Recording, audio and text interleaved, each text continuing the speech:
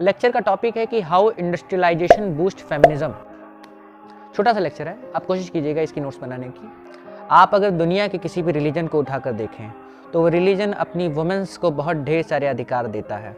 वो चाहे आप हिंदुज़म की बात करें, चाहे इस्लाम की बात करें, चाहे बुद्धिज़्म की बात करें, चाहे जिसकी, वो अधिकारों से पाट देता है अपनी वुमेन्स को।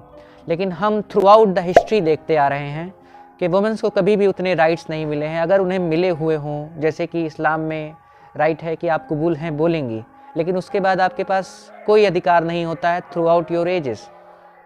हमने एजेस में देखा है, क्योंकि economy decide polity and society.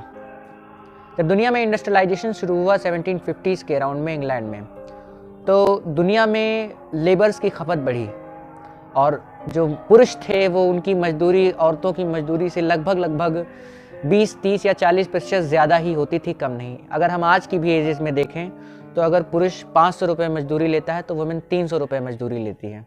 ठीक है, यानी कि हमें काम उतना ही मिल रहा था लेकिन लेबर सस्ता हो गया।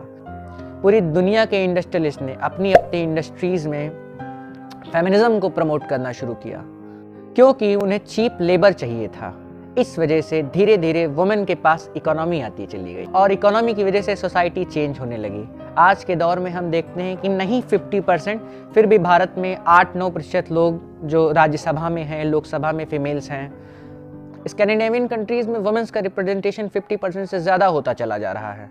तो हम इस तथ्य पर पहुँचे हैं कि इंडस्ट्रियलाइजेशन ने फेमिनिज्म को ज़्यादा बूस्ट किया किसी धर्म या किसी और चीज़ के मुकाबले, क्योंकि इंडस्ट्रियलाइजेशन ने वुमेन के हाथ में इकोनॉमी दी, पावर दी, और इकोनॉमी की वजह से सोसाइटी चेंज होने लगी। इसीलिए कहते हैं economy decide polity and society.